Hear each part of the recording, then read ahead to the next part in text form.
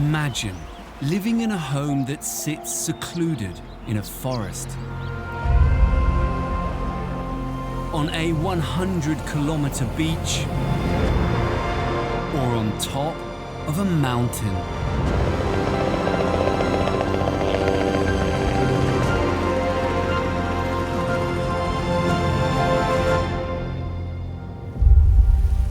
In this series, we travel the globe to explore some of the world's most secret homes, hidden away in truly inspiring locations. From stunning lakeside escapes and secluded mountain cabins, our favorite activity is sitting here and looking at the view, to coastal sanctuaries and city treasures. Spaces like this can cause the spirit to soar. We explore how these spectacular homes were built. The whole thing is on the move, all the way along this coastline. And meet the people who live in them. We fell in love with the nature, the sea. It was a love at first sight.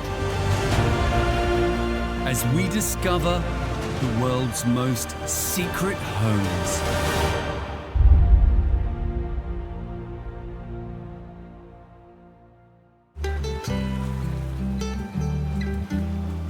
Lying at the easternmost point of Spain and nestled on 200 kilometers of dramatic coastline is the small town of Javea.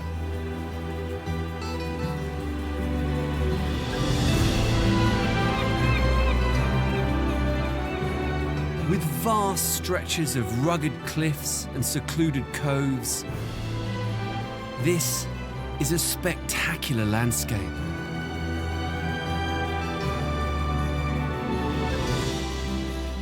It's the perfect place to build your very own clifftop hideaway.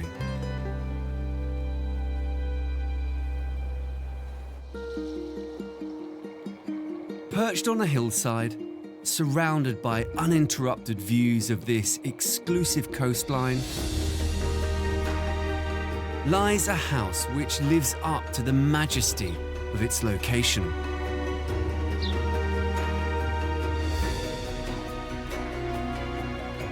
Tucked into a corner plot to feel secluded from its neighbours.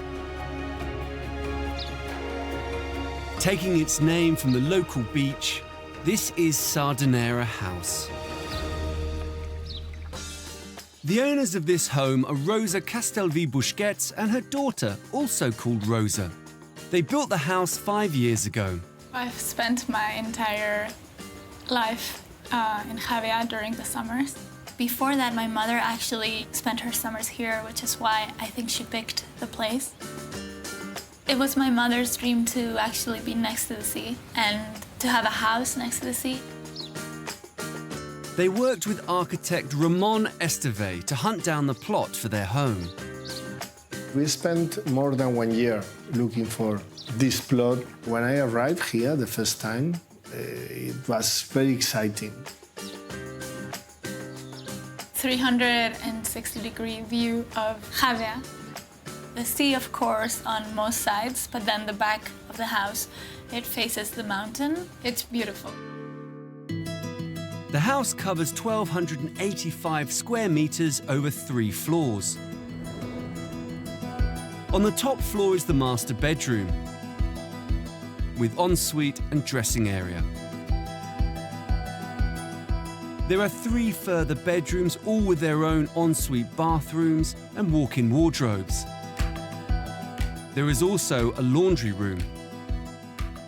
On the ground floor is the living area, dining room and kitchen. All of these lead onto the outdoor terrace, sitting area and pool. On the lower level, there are 3 further guest bedrooms, along with an indoor pool area. The approach to the house gives nothing away, with the front door completely hidden from view.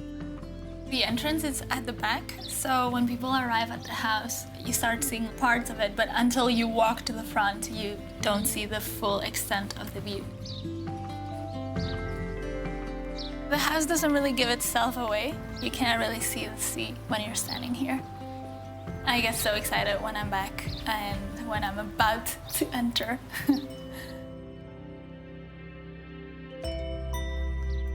Walking into the house, you pass through a narrow corridor. This teases you with a glimpse of what's in store. They're slowly entering the area where they're going to get the full view. It's not until you enter the living space that the house really opens out to the most incredible panoramic view.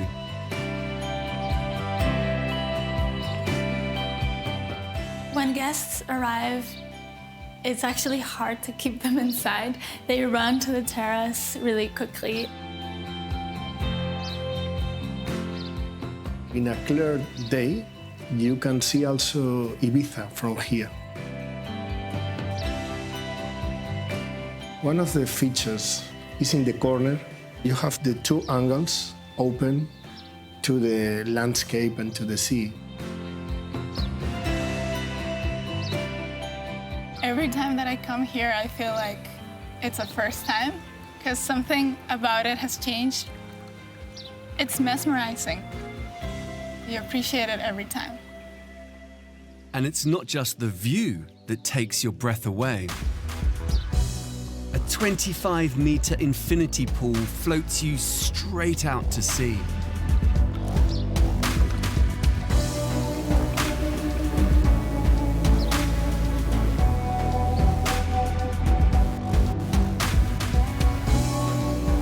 When you're in the pool and you're looking out, it feels like you're in the ocean because there's almost no distinction between you and what you see in front.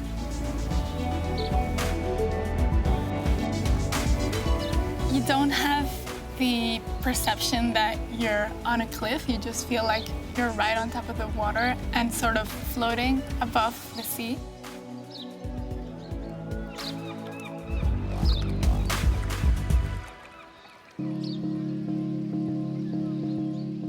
The house maximizes the views from every angle, and inside is no different. With panoramic views from each of the living spaces on the ground floor, through to each bedroom upstairs. It doesn't matter where you are in this property, there's a view to be seen from every window. All rooms point towards the sea. I love my room. The best part is that when you wake up, the sun is rising. You know, the sky and the sea merge together and you just feel like you're in this flame of colors. The perspective of the rooms is open, like the two walls are not parallel and is open to the sea. Waking up in the morning is an incredible experience. You'll get to see the best sunrise that you've ever seen. Even the staircase has been considered as a sculptural element, with the sea visible through its translucent glass treads. This is truly a one-of-a-kind home. We have the highest energies classification. All the air conditioning and the heating work with the geothermal energy. The house takes advantage of the weather conditions. The sun in one side and the wind in the other side. The reason the shape of the house is open to the east part, the main facade, you have the sun in the morning until the afternoon. And the best wind here is the east in the summer.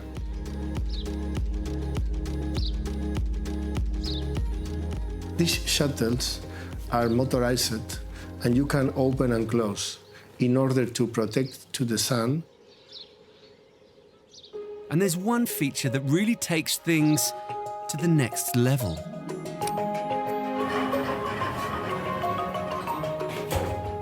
We have an elevator which connects the 3 floors. And It's actually quite handy. We use it, maybe not for ourselves so much, but definitely for the luggage.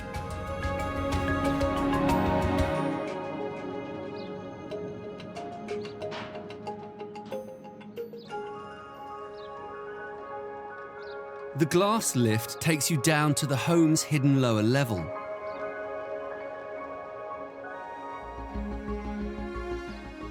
Rosa and her family wanted somewhere they could enjoy all year. So they integrated this extraordinary indoor pool into the design.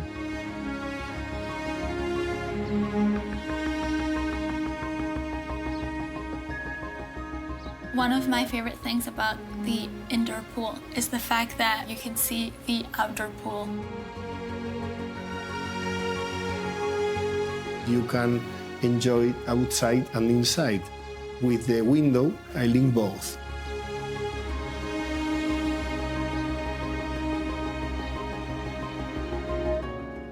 As you walk through the house, you discover new places. But for me, it's the most special house.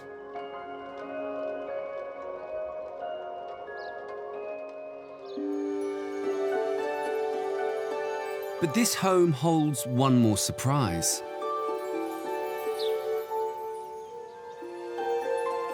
Down from the garden, you have a little path.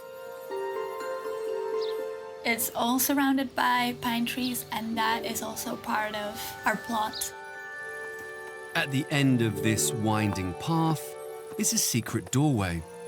Right behind this door, we have what we consider to be the cherry on top of the property.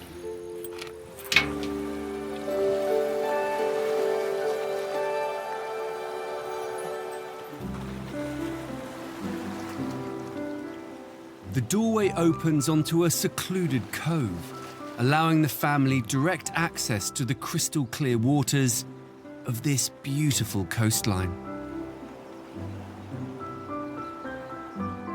I feel very, very lucky. I feel very grateful that I get to experience this, and I get to be by the beach every day if I want to.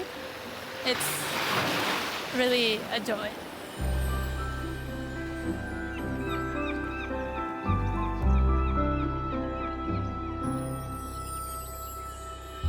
If ever there was a home that turned a dream into reality, it must be this one.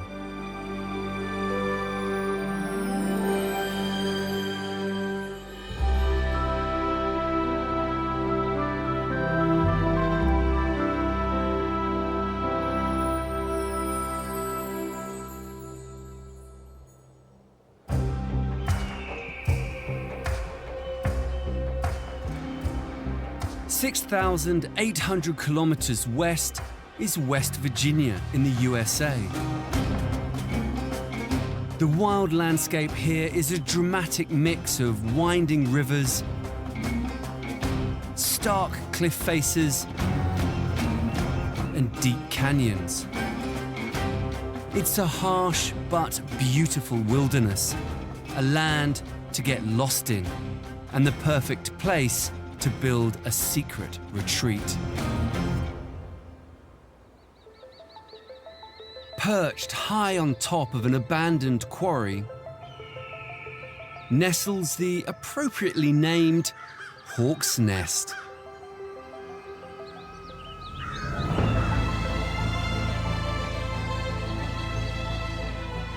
This house is built from steel, concrete, glass, and ipe, a tough hardwood that's been known to bend nails. It's a house that's been built for all weathers.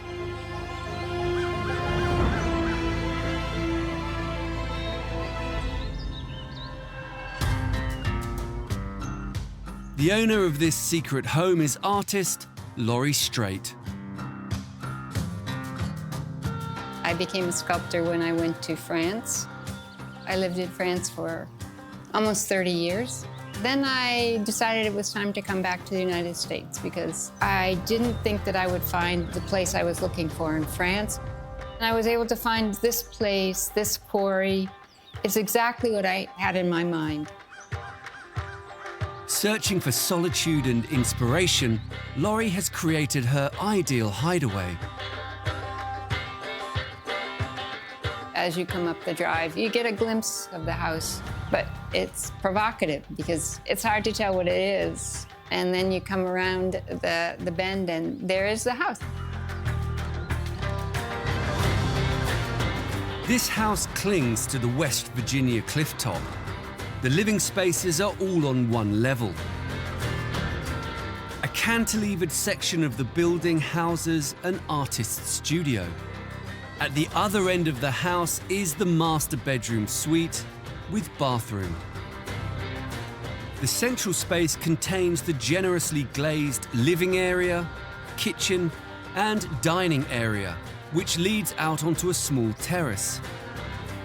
The house stands on two concrete pillars anchored into the bedrock. One of the pillars contains the front door and staircase.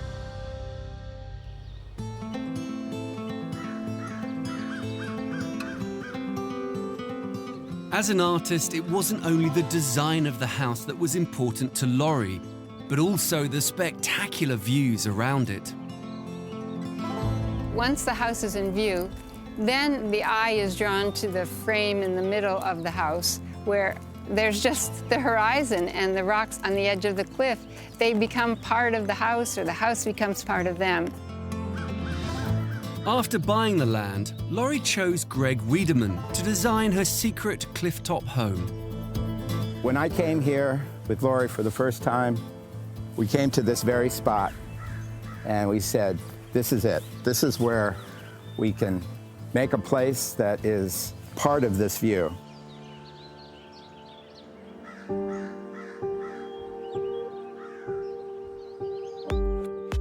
The staggering views reveal themselves as you walk up the open staircase.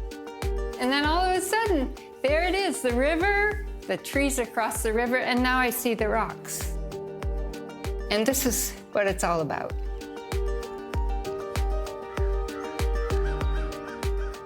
Laurie wanted nothing to get in the way of this spectacular outlook.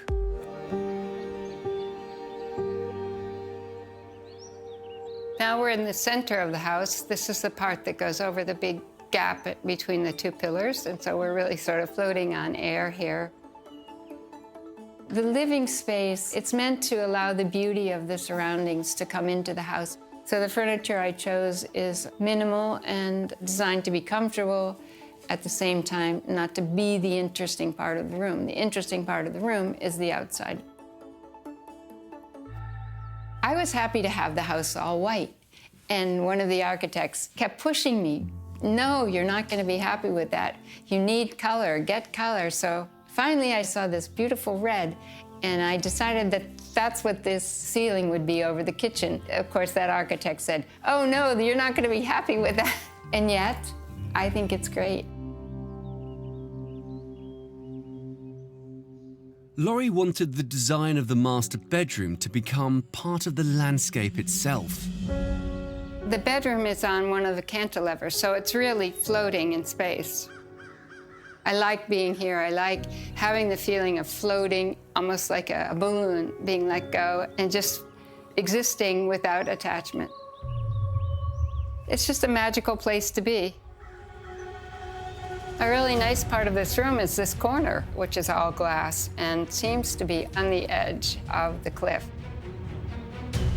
It is an exhilarating view. People who suffer from fear of heights don't come here. It's most definitely a panorama one would never get tired of. Laurie's studio is at the far end of the house. It's a real privilege to have a space to work in my house because there's no excuse for not working. And this is the spot that inspires me.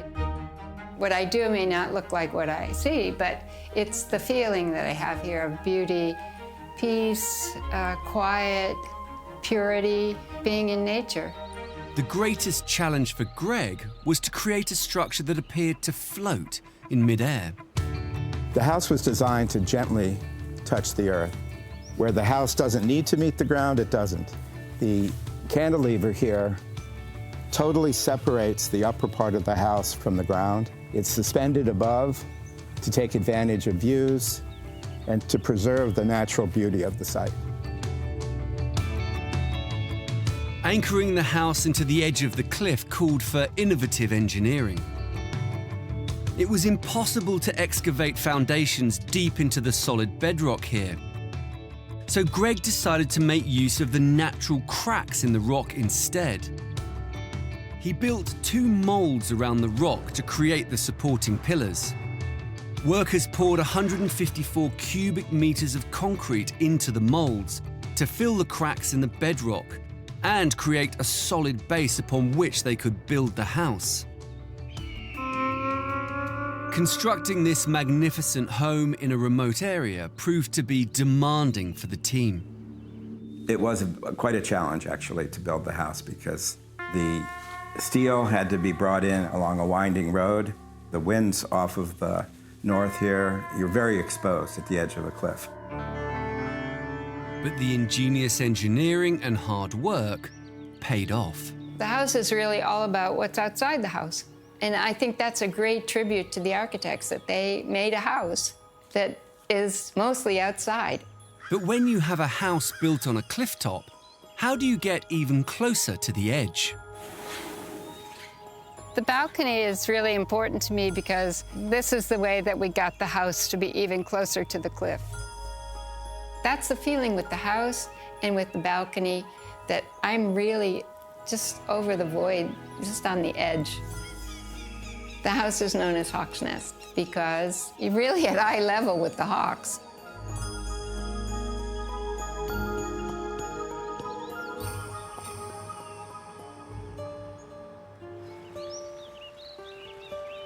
It was very important to me to be able to access the river.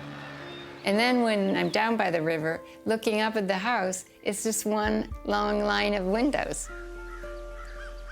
It's a sculpture in itself. It's a little gem. It's just perfect.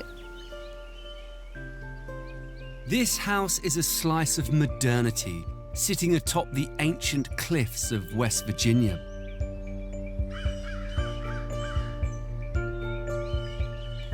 Laurie has created one final secret space here, a private place where she can be at one with the view she's so fallen in love with. The red seat is embedded in the rock, so it's a permanent fixture. I wanted to put it, of course, close to the cliff, so I could be out here by myself. It makes me feel like I'm part of the land, like I belong here. It's my place. Laurie has taken her artistic sensibilities and created a unique home in this spectacular wilderness.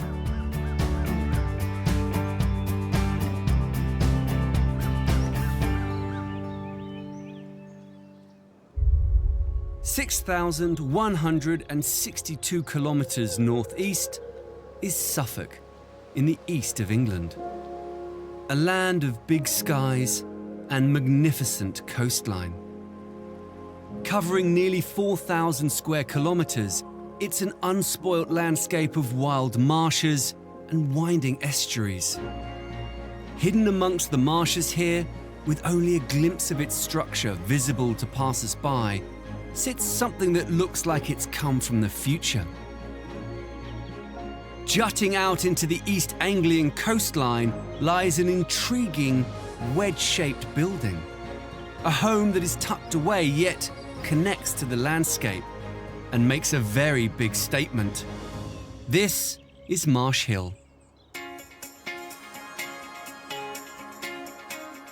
This contemporary home was built just 3 years ago for owners Ben Baglio and Richard Wilson and their dog Henry.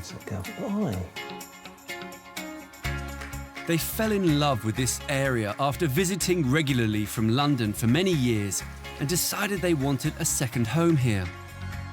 We considered looking at existing properties, but it soon became clear that it might be much more interesting and fun to build our own house. This building is perched overlooking a river and marshland. The house covers 250 metres squared over 2 main floors. On the top floor, at the tallest part of the wedge, is the master bedroom, bathroom, and a study area. Below this, on the ground floor, is the kitchen, with an adjacent utility space. In the centre of the house is a large open-plan living area. And beyond this, at the far end of the wedge, are the 2 guest bedrooms, bathroom, and a studio. In the basement below the kitchen, there's a small cellar. For Ben and Richard, it was all about having a house to take in the breathtaking surroundings, as well as large, spacious rooms with plenty of light. When you come into the house, you enter via a quite low ceiling, and that's deliberate to give the reveal of the enormous double-height living room ceiling. You do get a sense of the entire house opening up.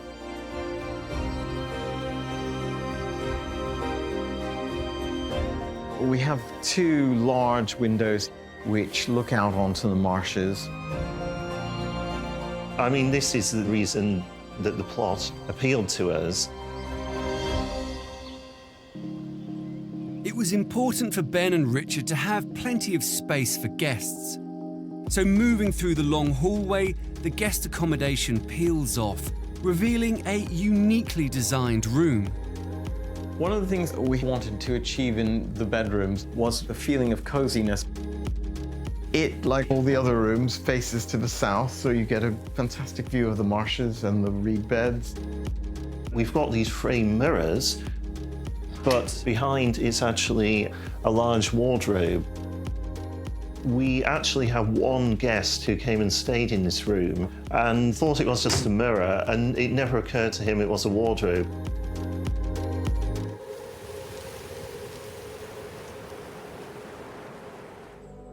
This is a house full of surprises. But building it was a huge engineering challenge. After falling in love with the site 7 years ago, with their hearts set on building their new home here, Richard discovered a major problem with the land, which is right on the River Ald.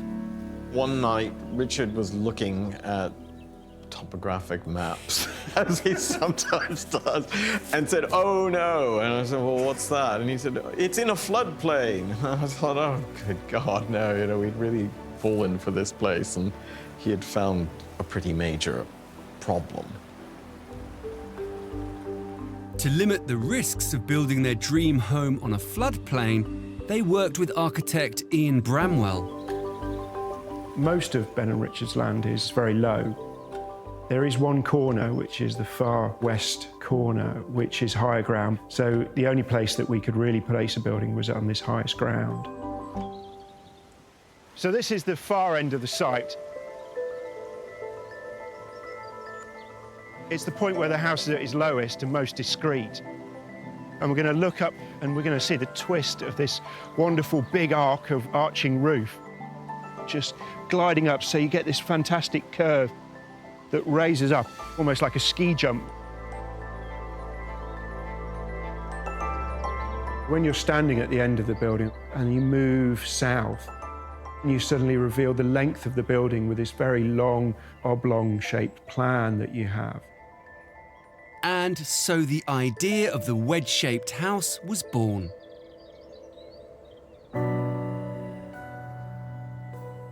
But before construction could begin, the builders faced another obstacle. As the site was so close to the coast, the ground was unstable.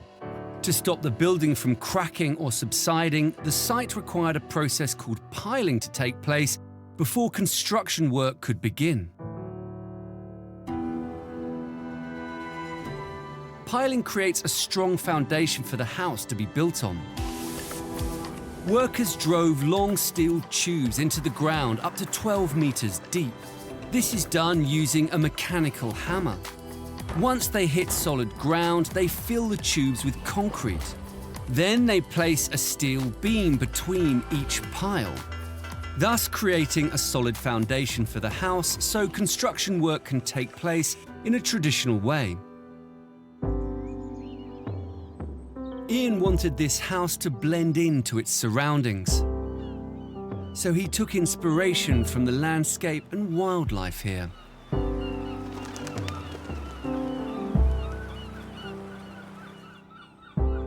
We're sitting in the seaside town of Aldborough, and like every seaside town, it's occupied by gulls, and the herring gull is quite distinctive.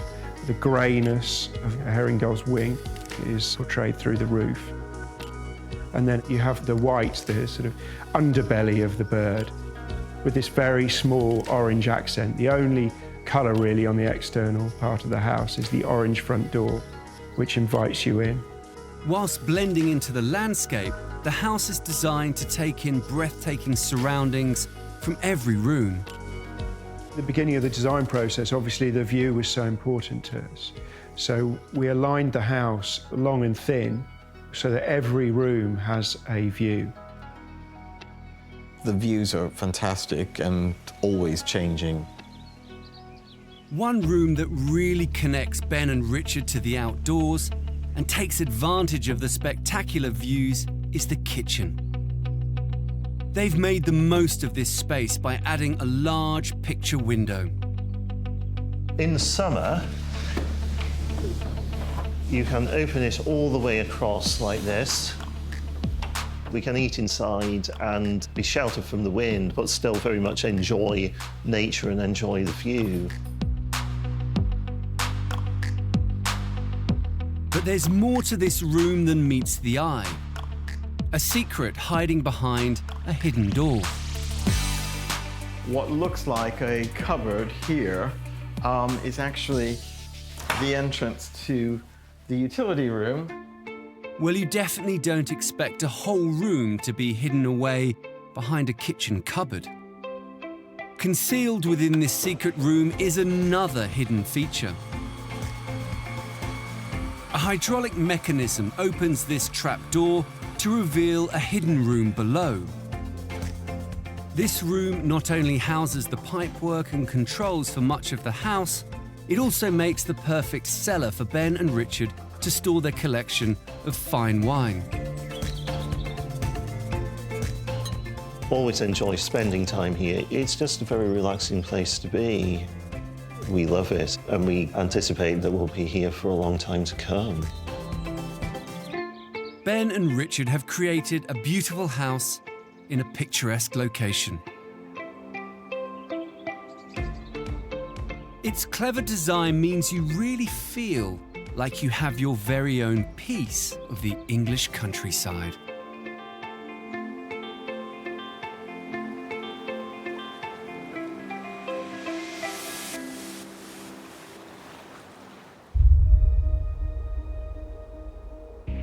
(1,300 kilometers northeast is Sweden, a country of outstanding natural beauty.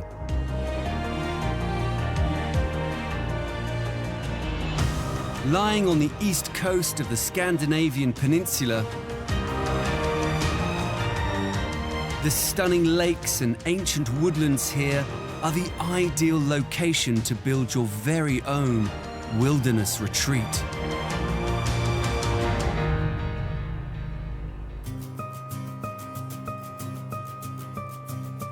Burrowed away into the side of a mountain, built to incorporate the granite and wood from the rocks and forest around it, is an intriguing secret home.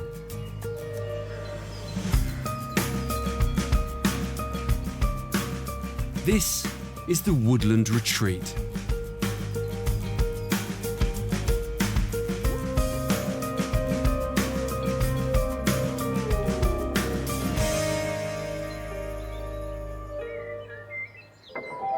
Erika Wennerstrom is the owner of this striking home and had it built after wanting a place where she and her family could be completely immersed in nature.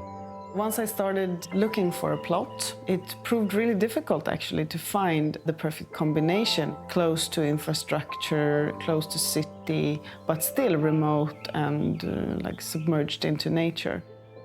The design of this house is not at all what it was supposed to be from start. My first idea was to have two containers, more or less, stacked on top of each other. To use also the basis of the mountain, but in different heights.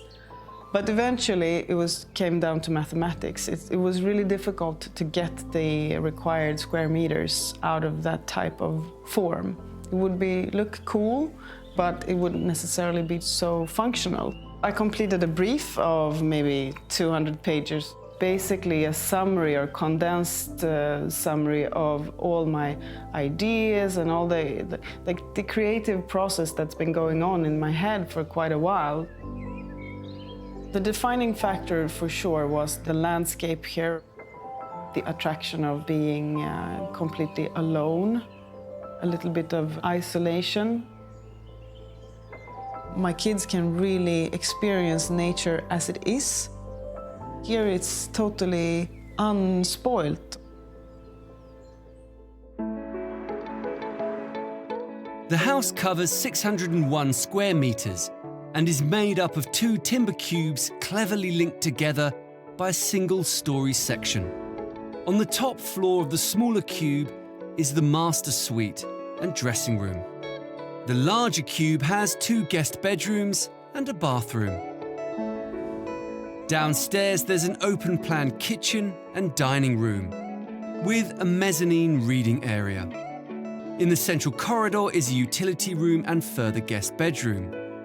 And this leads to the main living room and TV room.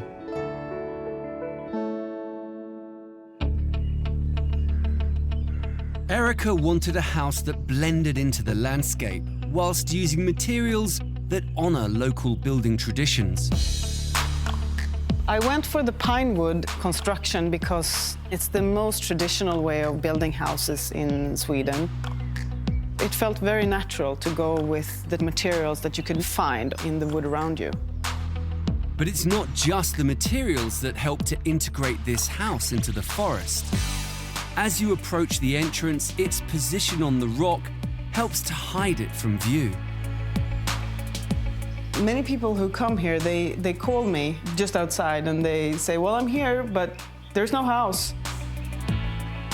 It's so nested behind the mountain, you can't really find it. And that's what I love about it. It's totally nestled away.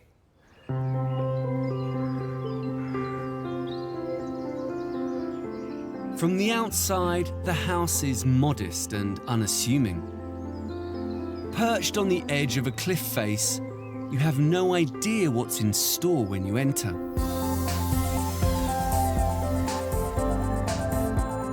A vast double-height living space with floor-to-ceiling windows helps take in that incredible view.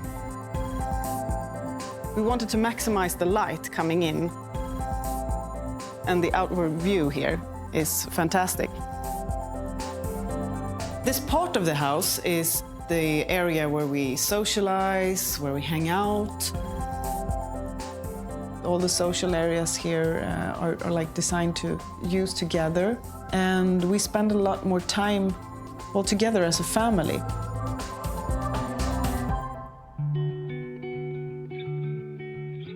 But when Erica is after some quiet time, she has the perfect spot to relax in. You have the mezzanine and the entresol, a defining characteristic for the house itself. The perfect way of utilizing the mountain as a backdrop. I think this space has an important place in my heart because to everybody else it's more of a walkthrough. This has turned into my favorite spot where I just have some time on my own. I always go to this sofa and sit here and view the nature or just read a book or be on my own a little bit.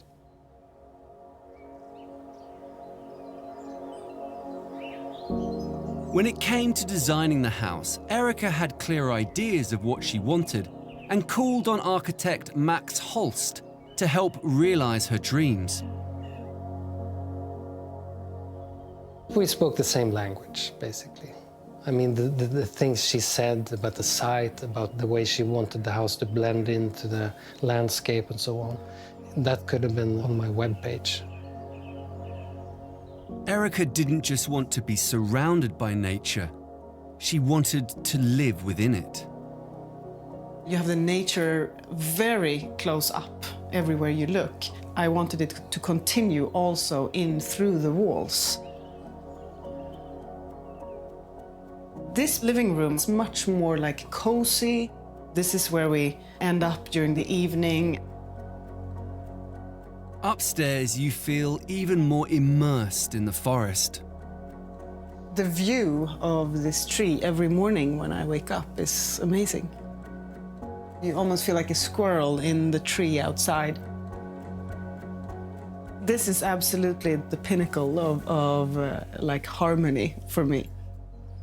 As well as integrating this home into its surroundings, it was important for Erica to minimize its impact on the natural terrain. Instead of carving out or destroying or rearranging the area, thankfully we found some really good plateaus on the mountain for the foundation of the house. To minimize the disruption of the landscape, the house sits on a relatively small footprint. I had to do 2 or 3 attempts with the government to prove my point on using the actual form of the mountain as basis for the foundation.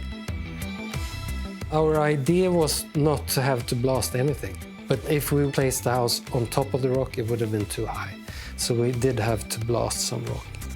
We really liked the fact that this rock was coming into the house. Building a house into the rock face was a complex process.